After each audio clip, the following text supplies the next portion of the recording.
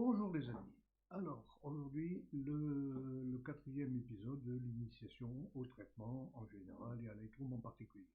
Dans la précédente session, je vous avais expliqué qu'il valait mieux dans le traitement, globalement, d'abord traiter la luminosité, contraste, etc. Et ensuite seulement la colorimétrie. La colorimétrie, on en avait un petit peu parlé. Là, on va creuser un petit peu plus. On va aller plus loin avec essentiellement deux outils dans Lightroom, hein, on ne va pas tout voir. Deux outils essentiellement qui sont le mélangeur de couleurs et le color grading. Alors, on va voir ça tout de suite. Et d'abord, une petite piqûre de rappel sur ce qu'est la couleur. Donc, la couleur, c'est quoi? C'est un mélange des teintes primaires qui sont, donc, on le voit ici, le rouge, le vert, le bleu.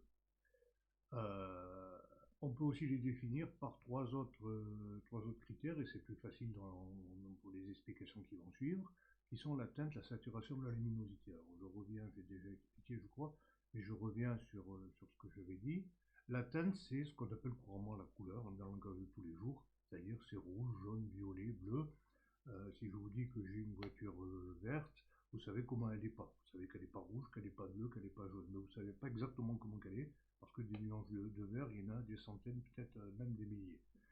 Donc la teinte, c'est pas un critère suffisant pour définir une couleur particulière. Il faut d'autres.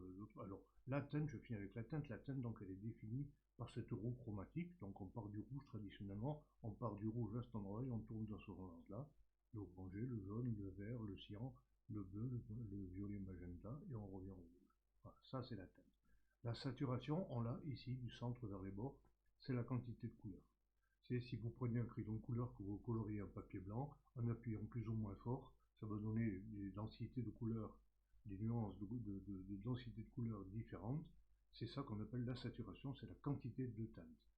Et la luminosité, c'est souvent ce qui est donné par un apport extérieur de lumière ou d'absence de lumière de l'ombre. Hein, si vous avez un lino beige chez vous, que vous marchez dessus, sous vos pieds, sous votre corps, ce sera dans l'ombre, donc ce sera moins lumineux, mais évidemment la couleur est la même. Ce qu'un photographe appelle couleur, c'est teinte plus saturation, la luminosité donc, ou l'absence de luminosité est un apport extérieur. Donc voilà un petit rappel de ce que c'est la couleur. Maintenant, voyons précisément l'outil mélangeur de couleurs de Lightroom. Alors, le réglage mélange de couleurs, vous l'avez ici, le panneau mélangeur de couleurs, qui est en deux parties, mélangeur et couleur du point. Alors la couleur du point, on va voir tout à l'heure, on va commencer par le mélangeur proprement dit. Il a deux modes de travail, TSL et couleur, on va les voir aussi. Et il travaille, là on retrouve le réglage, donc TSL, teinte, saturation, luminance. Alors, à chaque fois, vous avez 8 curseurs qui correspondent à 8 canaux de couleurs. Rouge, orange, jaune, vert, turquoise, bleu, violet, magenta. En ce qui concerne la teinte, par exemple, le rouge que vous avez ici correspond, là on retrouve donc la roue. Hein. Le rouge qui est ici correspond au rouge qui est là au point 0 de la roue chromatique. Hein. Si on va vers la droite, on arrive ici vers les orangés qui est ici. Cette couleur, on la retrouve là, on repart vers les jaunes vers les verts, etc. Jusqu'à arriver ici, qui correspond à la couleur qui était au début. Donc voilà, à chaque fois, on fait le tour de la roue chromatique là, est représenté là en 8 segments droits au lieu d'un seul qui fait tout le tour de la roue, mais ça revient exactement au même. La saturation, voilà, on retrouve là du centre de la roue vers l'extérieur ici. Et la luminance, vous voyez, l'ombre de la luminosité, c'est la quantité de lumière qu'on ajoute. Voilà. Et ici, vous pouvez avoir tous les curseurs en même temps, si vous préférez. Moi, je préfère faire avec des réglages un par un. Alors, il y a un élément très important aussi, hein, c'est cette petite pipette qui va permettre de venir cibler et bouger le curseur qui correspond à la couleur qu'on a cliquée. Et si on tape entre deux couleurs, vous voyez, il y a deux curseurs qui bougent en même temps, parce qu'on est à cheval sur deux teintes. Voilà. Vous voyez qu'on bouge la couleur, on modifie la couleur qui a été ciblée, et donc aussi un petit peu à côté. Il y a un certain éventail, certaines fourchettes de teintes sur lesquelles on agit. Voilà. Le mode couleur, il n'y a plus de pipette, donc là on va agir sur un seul canal uniquement à chaque fois. Par exemple, si je choisis le canal de vert et que je viens modifier la teinte, voilà, ça change le vert qui est là-haut. La saturation, ça va changer aussi la saturation, et la luminance, pareil. Voilà. Mais là, c'est vraiment par canal. Et si on se met comme ça, on les a tous les 8 qui sont étalés là pour chacun, pleine saturation lumineuse. C'est une question de préférence et d'habitude de travailler d'une manière ou d'une autre, mais là, l'avantage c'est que là, donc avec la pipette, on peut travailler sur plusieurs teintes voisines en même temps. Alors comment on s'en sert concrètement? Ben, voyons le cas sur une photo, par exemple sur cette photo. Avec la petite pipette, par exemple, si je veux assombrir un petit peu le ciel pour lui donner plus de présence, je viens ici et je descends la lumière, la luminosité du ciel. Alors attention à y aller doucement, parce que vous voyez ce qui se passe si on y va trop fort. J'y vais à fond. Ça crée des cassures, ça crée un liseré, comme toujours hein, en traitement, et particulièrement dans Lightroom. Si on tape trop sur les contrastes, ça crée des liserés. Donc il faut y aller doucement. Il vaut mieux faire un petit peu avec plusieurs outils différents, un petit peu à chaque fois, plutôt que beaucoup d'un coup. Voilà.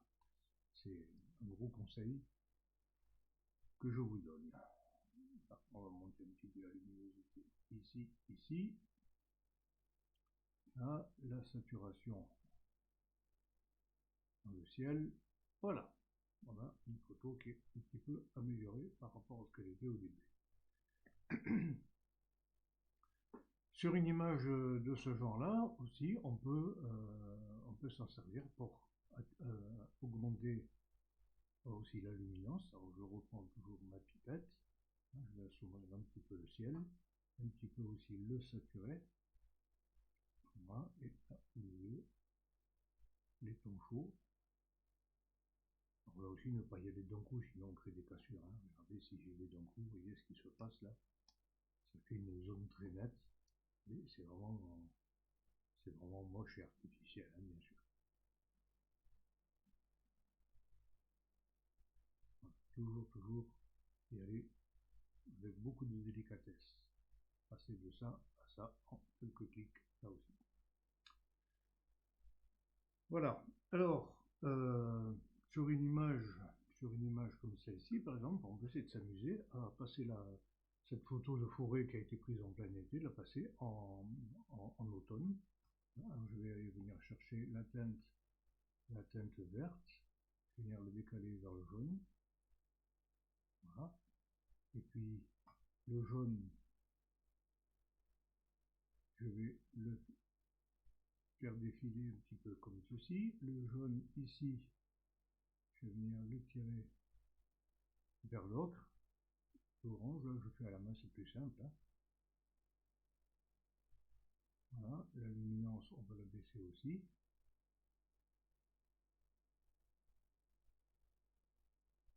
Et monter un petit peu la saturation. Voilà comment on change l'ambiance d'une forêt d'été en forêt d'automne.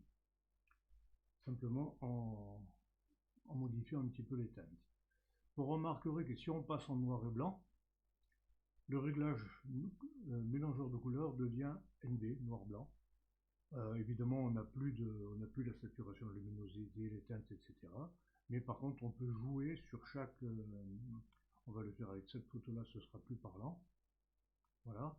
Si je passe en noir et blanc, vous voyez que toutes les couleurs sont traduites par des niveaux de gris. Mais donc, on conserve les curseurs de couleurs parce qu'en modifiant la couleur, on peut modifier le rendu en gris de chacune des teintes. Vous voyez, si je modifie les couleurs, vous voyez que le gris par lequel elle est traduite va changer selon que la couleur est plus ou moins dense, plus ou moins foncée. Voilà, je vais assombrir tout ce qui est bleu, donc le ciel, là, pour donner une ambiance un petit peu plus fantastique. Voilà. Là aussi, on est passé très rapidement de ça à ça. Bien, maintenant, on va voir l'autre réglage, le réglage qui est couleur du point. Alors, lui, il permet un peu le même genre de manipulation, mais il est beaucoup plus précis, il permet avec une précision presque chirurgicale de vraiment cibler une couleur bien en particulier, parce que non seulement on peut cibler avec bien plus de précision la teinte, c'est-à-dire au lieu d'avoir un éventail large sur lequel les modifications vont avoir de l'effet, on peut vraiment cibler une teinte très particulière, mais on peut aussi cibler en particulier même la saturation et la luminosité. Donc on peut vraiment viser une couleur très précise. Euh, En faisant par exemple ici, je vais m'amuser à changer la couleur de ce bleu-là. Vous voyez qu'il y a d'autres bleus ici, là, le ciel, etc. Alors, on va commencer par la cibler avec la pipette qui est ici à cette forme-là. Voilà. Je clique. On peut avoir plusieurs échantillons, on peut faire le travail plusieurs fois dans la même photo, on peut avoir jusqu'à 8 échantillons, ce qui est largement suffisant. Là, on a une petite cible. Alors, le petit cercle, c'est celui de la couleur que j'ai ciblé, et le grand, c'est celui par lequel j'ai remplacé. Vous voyez, si je viens là vers le turquoise, ça a remplacé le bleu, mais aussi ça a joué sur le ciel, etc. Alors, comment on va jouer là-dessus? Ben, on a plein de curseurs ici, qu'on peut plier ou replier selon, selon le cas, selon ce qu'on veut obtenir. On peut donc changer la teinte de la couleur, on peut changer sa saturation, et on peut changer sa luminosité. Voilà, de la couleur qui a été ciblée. Hein. Mais là, vous voyez qu'on a des curseurs, la gamme de teintes, la plage de saturation, la plage de luminance. Et on a un double curseur, c'est-à-dire que la partie qui est dans la zone rectangulaire ici, c'est toute la partie qui est concernée. C'est ce qui correspond à ce petit point, au petit point sur la présentation qui est là. Et les triangles, là, il y a une zone de progressivité entre là et là. Si je repousse ce curseur ici, là, l'influence ne se fera pas du tout. Là, elle se fera à 100%. Et là, entre les deux, là, il y a un dégradé. Voilà. Donc là, vous voyez que je vais pouvoir cibler vraiment la partie, la couleur que je veux. Et on peut aussi, alors on peut jouer sur la gamme comme ceci, la rendre plus ou moins étendue, vous voyez, sur la représentation qui est au-dessus, là. Et on peut aussi faire visualisation des plages, c'est-à-dire que là, l'image passe entièrement en noir et blanc, sauf les parties qui sont concernées, les parties qui vont être influencées par les modifications que je vais apporter. Et là, ça me permet de vraiment voir ce que je fais et de voir que là, ben voilà, le ciel, il y a déjà une partie du ciel qui échappe au changement de réglage. Il faut vraiment que je cible. Là, je vais supprimer les couleurs un petit peu plus claires ici, en tapant dans la zone de luminance. Voilà. Je vais aussi jouer. Vous voyez là, on est devenu noir et blanc. Enfin gris. Donc cette partie-là n'est plus concernée. Je vais voir si j'arrive à cibler aussi celle-ci. Je pense que là, ça va se jouer avec la saturation de la couleur. Il y a aussi la teinte hein, qui joue là. Là, vraiment, vous voyez, on y est arrivé un petit peu plus plutôt. Si je continue comme ça, le risque c'est d'aller trop loin et de toucher aussi la couleur que je veux modifier. Voilà, là on y est presque. Ouais, j'aurais pas mieux, je pense pas. Ah si, voilà, j'ai réussi avec la luminosité. Là vraiment j'ai tout mis au minimum. Hein. Et là voilà, là elle est pratiquement grise, il reste encore un petit peu de couleur, mais on peut dire que globalement j'ai joué vraiment sur la couleur que je voulais modifier. Et maintenant, là, je peux la modifier comme je veux. Donc la saturation, je l'ai mise à 0. Voilà. Là, je vais taper dans le violet. La luminosité comme ceci. Et là, voilà, je modifie vraiment la teinte que je voulais modifier. Comme ça. Voilà. Et ça, sur le voilà, bah là, je peux aussi maintenant faire une autre gamme, par exemple ici, avec le jaune. Voilà. Remplacer le jaune par du rouge. Voilà. Et là aussi, bien sûr, je peux cibler pour avoir une partie bien particulière. Alors, vous avez compris qu'avec ce système-là, on risque très rapidement de créer des cassures. Là où il y aurait un enchaînement, un dégradé entre deux couleurs, si on ne fait pas attention, on se retrouve vite avec un dégradé. Par contre, pour des zones qui sont bien délimitées, c'est beaucoup plus facile. Par exemple, ici, c'est une scène que j'ai prise, voilà, il y avait cette jeune fille qui se faisait photographier par ce gars-là, mais c'était bon, c'était un endroit public, hein, c'est les colonnes de Buren, là, Palais Royal à Paris. Et à côté, il y a cette femme qui est passée avec son pull rouge, là, puis sa copine aussi, ou c'est sa fille, je sais pas. Voilà. Et ça attire l'œil. Je voudrais qu'on ne voit que la demoiselle qui est ici. Alors évidemment, je pourrais le cadrer, je pourrais créer un masque, etc. Mais on va essayer de cibler. Vous voyez qu'elle est plutôt en couleur fuchsia et elle, les deux là en rouge. Je vais essayer de cibler vraiment le fuchsia, ou plutôt d'éliminer le rouge. Alors, on va utiliser pour ce faire la pipette. Voilà, je vais venir ici, chercher cette couleur-là. Et maintenant, on va cibler. Vous voyez que là, il y a les trois rouges qui sont déjà ciblés. Maintenant, on va essayer de... Alors, là, on va aller dans la saturation. Voilà, déjà comme ça, vous voyez, j'ai supprimé une grosse partie. de l'influence qui était sur la jeune fille. La luminosité, qu'est-ce que je peux...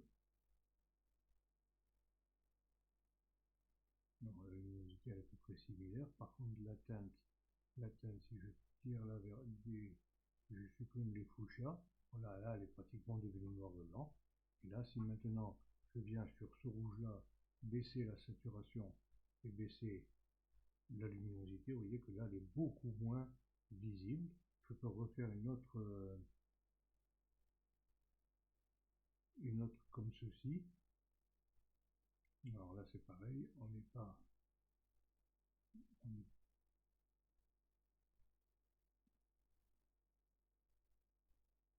C'est la saturation surtout. Voilà, et la teinte bien sûr.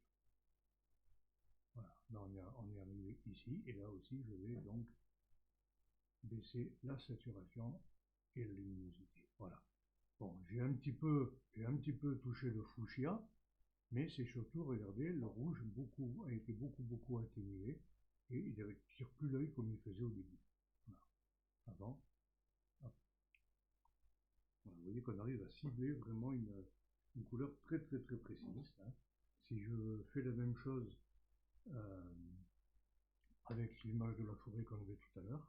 Alors, cette couleur du point est un des rares outils de Lightroom qui travaille sur la photo dans l'état où elle est au moment où on travaille. La plupart, voilà, par exemple, vous avez vu quand j'ai travaillé sur le noir et blanc, je jouais sur les couleurs alors que j'étais en noir et blanc. C'est-à-dire que les réglages se font sur les couleurs telles qu'elles étaient au début, à l'origine de la photo, la photo brute. Alors que là, je peux empiler des réglages les uns sur les autres. Hein. Là, si je viens cibler sur le vert, par exemple, bien, le vert, je vais le tirer vers le jaune.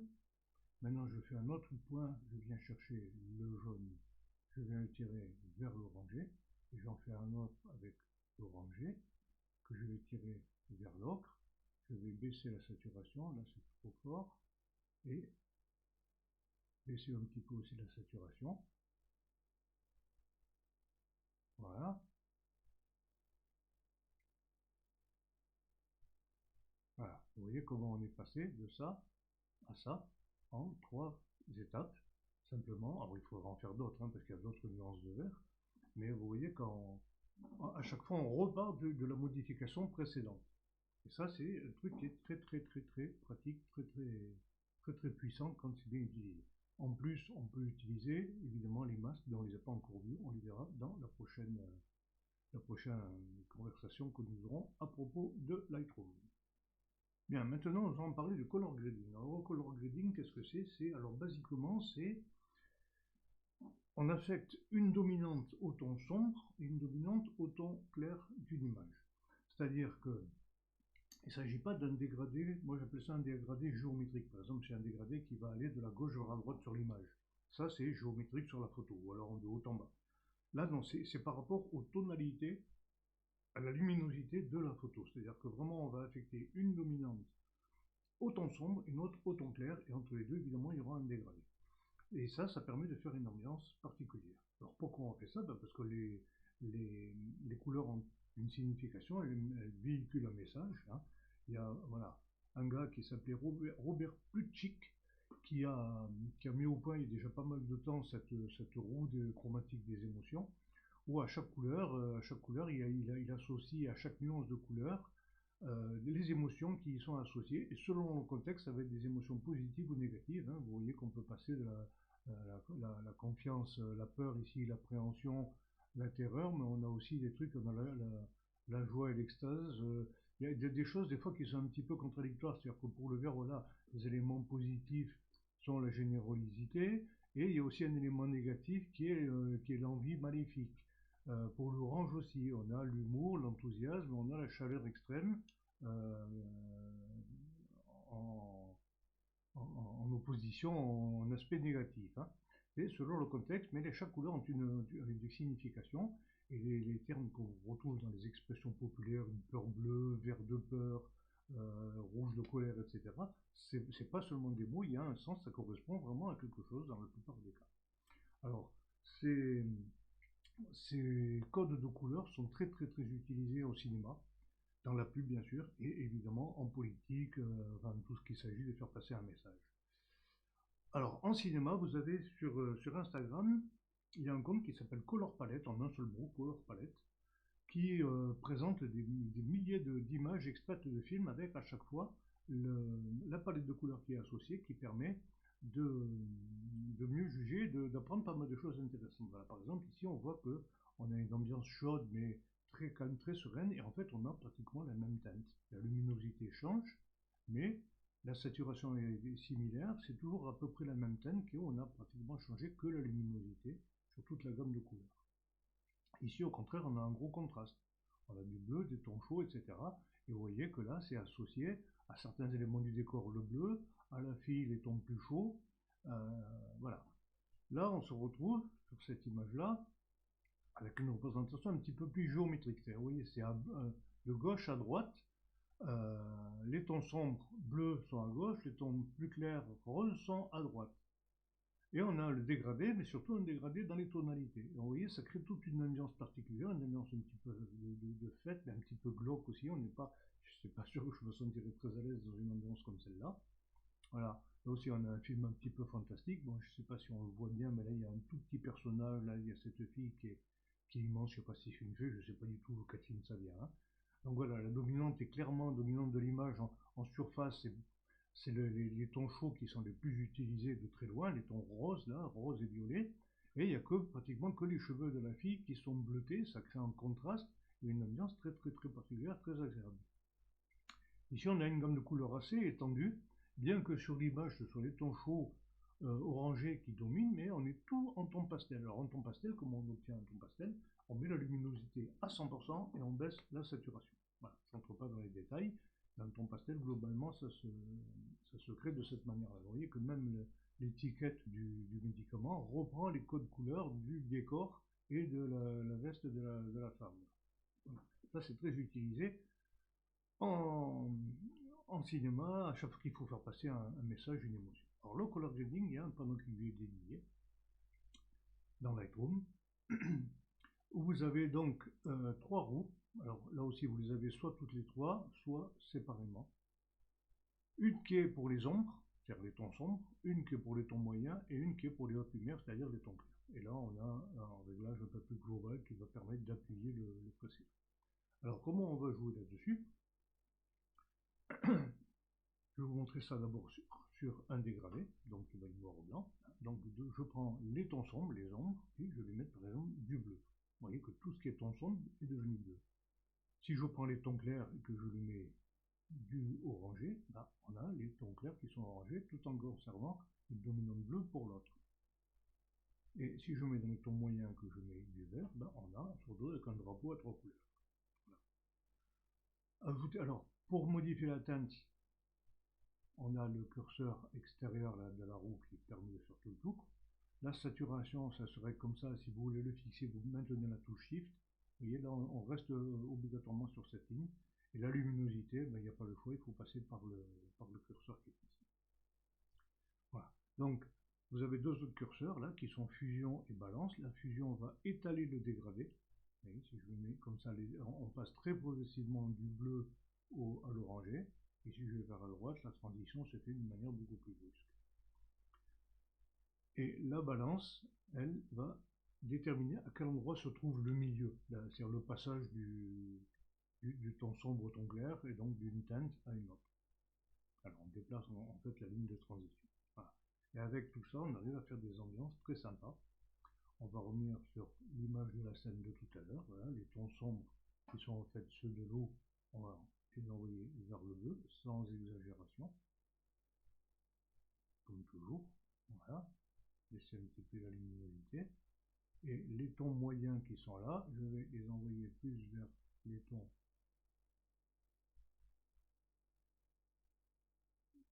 légèrement chauds, et les tons les plus clairs, on va partir davantage comme ceci, vers les tons chauds. Le souci étant que en fait les zones les plus claires sont dans le bleu du ciel que je voudrais garder bleu. Alors il y a une autre solution aussi, hein, c'est de garder les tons clairs également en bleu et de mettre les tons moyens en, en ton chou, voilà, comme ceci. Là, on peut bien sûr jouer avec les dégradés, la balance, et là, on a le réglage global qui va permettre d'appuyer tout ça comme ceci. Voilà, on est passé de ça à ça. Voilà. Là, c'est encore plus évident, hein. On a en gros les vitres là, c'est sous le grand arc de la défense, hein. Toute la partie basse avec les vitres et les reflets de la pluie qui sont sombres, et tout le reste, le ciel, le décor et la grande arche elle-même qui sont clairs. Donc là, on va jouer que sur deux tonalités. Les tons sombres, on va partir donc vers les bleus. On va appuyer le bleu, le bleuté des vitres. Voilà, je baisse un petit peu la luminosité. Et les tons clairs pour le reste, on va partir vers du ton plus chaud. Voilà. Là aussi, on a changé l'ambiance de la photo en 2-3 clics avant, après. Voilà. Là, il y a un outil qui va permettre, mais je ne vais pas vous en parler parce qu'il est mal fichu, il est assez compliqué à utiliser.